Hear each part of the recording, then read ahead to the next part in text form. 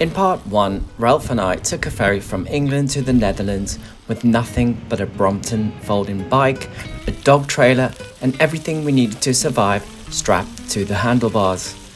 We cycled up the famous Dutch coastal route through the sand dunes and camped our first night under the stars and made it to Haarlem. If you haven't seen part 1, I'll link it up here so that you can catch up. And if you're enjoying these adventures, please hit subscribe. These trips take weeks to plan and days to ride and a lot of editing to put together. But I love it. The filming, the cycling, the adventures with Ralph. And if you want to see more, subscribe. It genuinely helps. Now, the challenge. Get to Amsterdam, one of the busiest cycling cities on the planet, with a dog and a trailer. Let's see how this goes.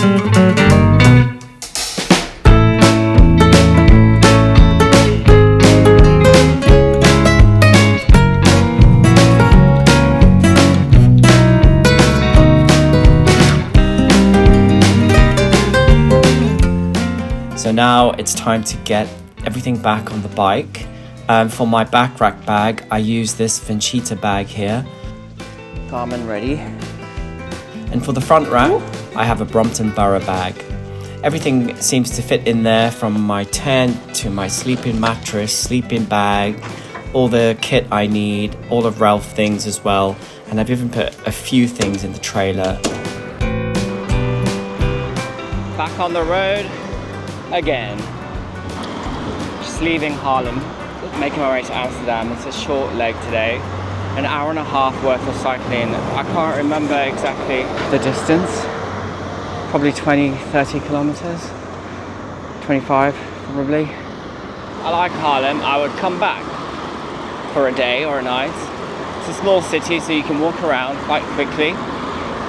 It's been very interesting traveling like this because, number one, I've got a bike and all my bikepacking kit.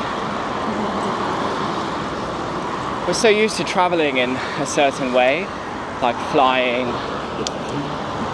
taking the train to your hotel with your luggage, your suitcase with wheels and everything. This is still an unconventional way of traveling. And to make things a little bit more complicated, I have a dog as well. Campsites don't always allow them, hotels don't. It's a lot of admin.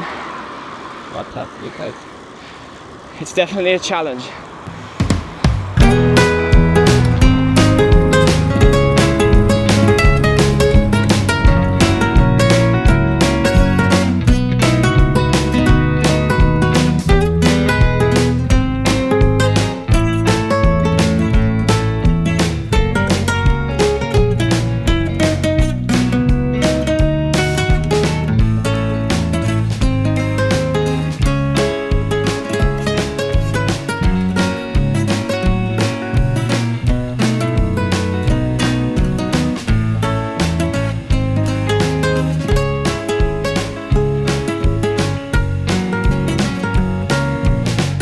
Wait. Break. Goodbye. Goodbye. Ralph doesn't seem to mind the trailer, which is the Burley Bark Ranger. It's got a mattress inside and some blankets, so that is nice and comfortable. It's nice and airy in there, and it's not too bumpy. Did a lot of training with him before taking on this challenge, so we did some shorter trips, and you can catch up on those videos in the link up here.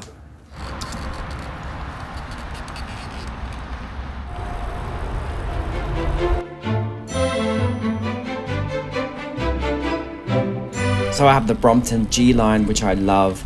It's just very smooth and sturdy, it's strong. I feel confident that it can hold all the bags, and the brakes are really good. I used to have the C-Line, and I prefer the G-Line for bikepacking adventures like this. They're really cute.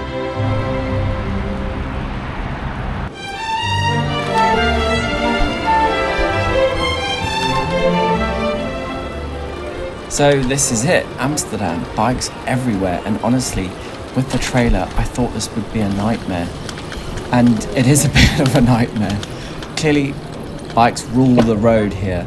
dedicated lanes, traffic lights for bikes and separation from cars. I do feel safer here than cycling in London.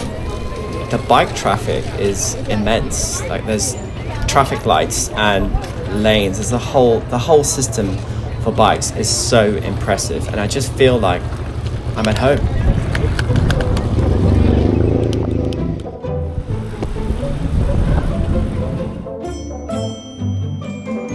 That's where we're staying tonight, in this beautiful black building in an area called Oyster Park.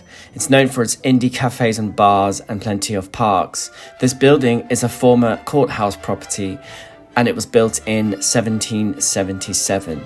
It's so comfortable and just what we needed to refresh and relax. I chose this place because it runs on renewable energy and most of the furniture is made from recycled materials. When you're trying to travel low carbon, accommodation is a tricky thing to get right. I love it. Ralph needed a well-deserved walk and I wanted to see some of Amsterdam. It was a short walk to Oyster Park where we enjoyed looking at the fountains, and then a quick ride on the tram into the center of Amsterdam. I was so excited to see the canals and the beautiful bridges and the architecture in this city for the first time in my life. I've always wanted to come to Amsterdam, and what a beautiful way to see it with my best friend Ralph.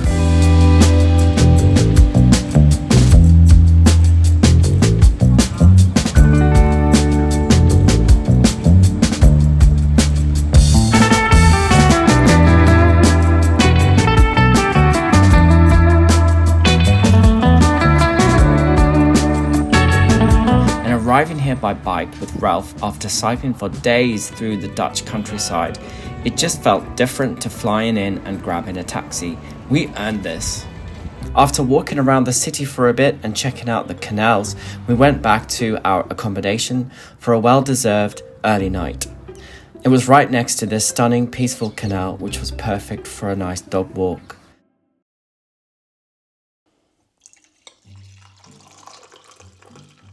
Morning. So Ralph and I had an amazing sleep last night. I got a full 8 hours. I think Ralph slept all the way through as well. In fact, I kind of had to wake him up at 7. We've just been out for a walk, which was really nice. It's a lovely morning, and Ralph got to play with some other dogs and what have you. So the plan for today is to leave Amsterdam and start heading south towards Rotterdam. We are camping tonight, but I don't have a campsite, so I'm gonna have to try and find one. And then tomorrow night we'll be staying in a hostel, and there I'll be meeting Bikepacking Holland, a company that runs bikepacking tours across the Netherlands and further. And they've got a network of hostels that they kind of work with. So this one in Rotterdam is part of that. So I'll be going, I'll be having a look around and also finding out more about bikepacking in the Netherlands and just cycling in general. Like, why is cycling such a big thing in the Netherlands? And then over on Instagram, I've been posting updates about this trip. And a lot of people have asked about Ralph. I've been training him to be kind of like an adventure companion around smaller trips across the UK. And I thought the Netherlands would be a good option because the cities and all the destinations are very close. Apart from the first day where I had that very long cycle, it's about a 2-hour cycle between the places on this trip. And I've been able to go to Amsterdam, and now I'll be going south, and it'll be 2 hours, and then the next day it'll be 2 hours to Rotterdam, and then from Rotterdam back to the ferry it's only an hour and a half. And I just thought that that would be a really nice, easy trip for Ralph. Also, the ferry is very good for pets, and he was very comfortable on there and everything was fine. He sleeps quite well in the tent, and also he's quite happy in a hotel. Anywhere I take him really, he's fine. So yeah, he's not having like excessive walks or anything. He's having his normal walks. He's only 6 months old, so you know, you can't take them out for too long on a walk. He lives in London, so he's used to like getting on the train and the bus and lots of people. So when we've been out in Amsterdam, it's been absolutely fine. He doesn't get anxious or anything like that. And we're gonna head off, just cycle out of Amsterdam south. with no real goal of where to go. So I'm just going to carry on packing up, sorting out things. But this place has been so good. I've had a great rest. I feel ready to go. The coffee was amazing. Thank you, Bob W. I would highly recommend, if you're ever in Amsterdam, to come and stay at Bob W. It's just super easy. It's more sustainable and just very comfortable.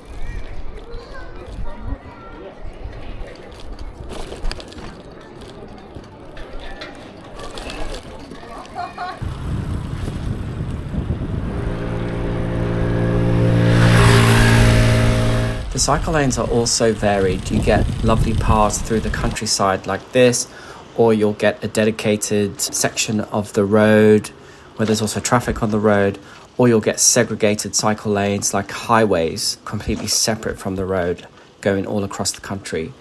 There are signs that you can follow, and there's a number system, so you can follow the number to get to where you want to go. But I just used the Garmin to direct me around. Just checking in, we're well on our way now towards Rotterdam. I finally found a campsite. It said that it's one of those campsites that have got no rules, so you can like play music and basically do whatever you want. The other one I found, which was about halfway, said natural campsite, and I thought, oh, that sounds lovely. Turns out it's for nudists, and I don't think I'm quite ready for a nudist campsite yet. But who knows? Maybe next time. So just cycling along. We've done about 15 kilometers already. It's lovely. All these nice cycle paths. Just cycling. I've got a canal or a stream on that side, and I've got a canal on that side. Enjoying it. Ralph's good.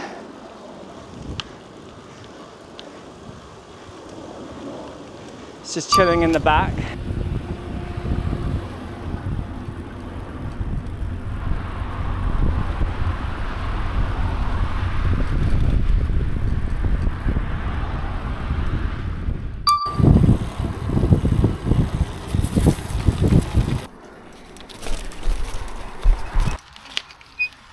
So every now and then you do find a rest stop like this along the cycle paths, where there's even a place where you can lean your bike against, and it's the perfect place for Ralph and I to stretch our legs and have a little wander around.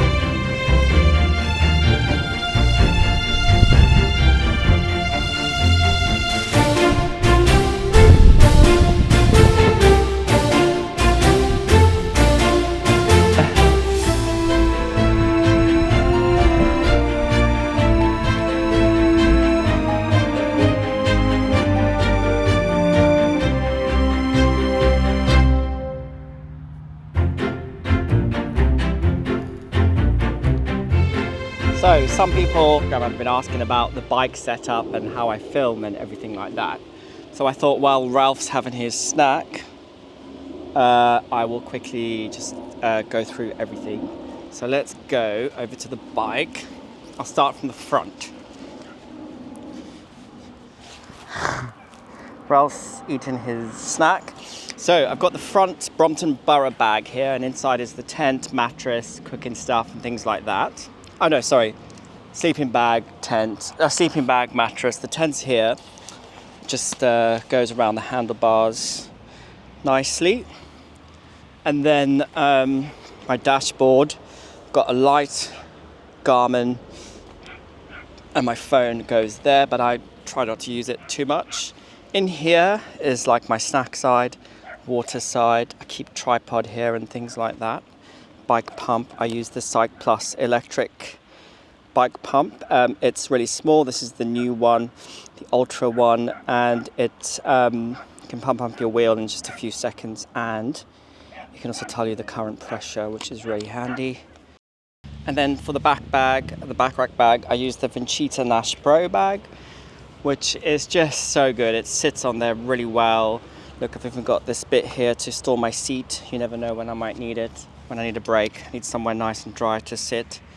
In here is the drone. At the moment, I'm using the DJI Neo. It's a nice small one, very easy to use. And it just fits in the side pocket really well. And then this is my bike chain oil. I've just put some on now. I also sometimes put a charger in here, battery pack, because it just fits in quite well. In here is like cooking stuff, sleeping stuff, and things like that, clothes. On this side, there's a waterproof cover in here, and I've got sun cream and things like that in there. And then the trailer. So the trailer hooks onto the bike, and it's got Ralph's bed and a blanket and things like that. I've got trailer cam here, which I've set up. It's the DJI Action 4, and sometimes I have it like this for a trailer shot, and sometimes I have it, I just turn it around to get a shot inside the trailer. This is Ralph's seat belt for when the canopy here is open, so he can stick his head out and sniff around, see what's going on, and no risk of him falling out onto the road. This is the entrance to the trailer. I've got a radar tail light, also a Cycplus product, which connects to my Garmin, and it helps tell me that there's traffic behind me. It sort of senses what's on the road behind you, which is really helpful. Got a backup rear light there. And that's pretty much everything. The bike is like life on a trip like this. It's basically your home. And I just love it. And Ralph's is chilling now. He's had his snack, so we're going to get on the road. We're not far from the campsite. About 40 minutes, so we're just going to go now until we get there, and then it's still nice and early. I think it's only not even 2 o'clock yet, so we should get there early, set up the tent nicely, and just relax for the rest of the day.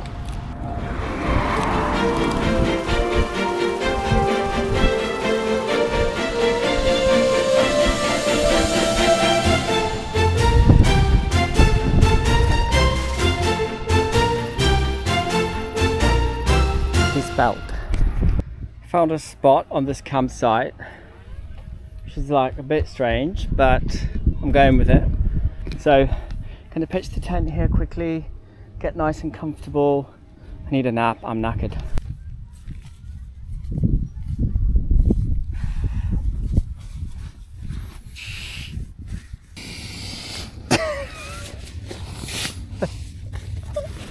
I'm done now. Good boy. Are you a good boy? Are you tired? Are you tired? Everything's all set up and someone's already nice and cozy. I used the Nemo Dragonfly 2-person bikepacking tent. I really love it because it's just light, and I like how it folds up and it can fit on my handlebars. Inside I've got the Therm-a-Rest mattress. I've got a sleeping bag and an extra layer in case I get a bit chilly. As you can see, it's really cozy, and Ralph has already settled himself down. The only question is, where am I supposed to have a nap?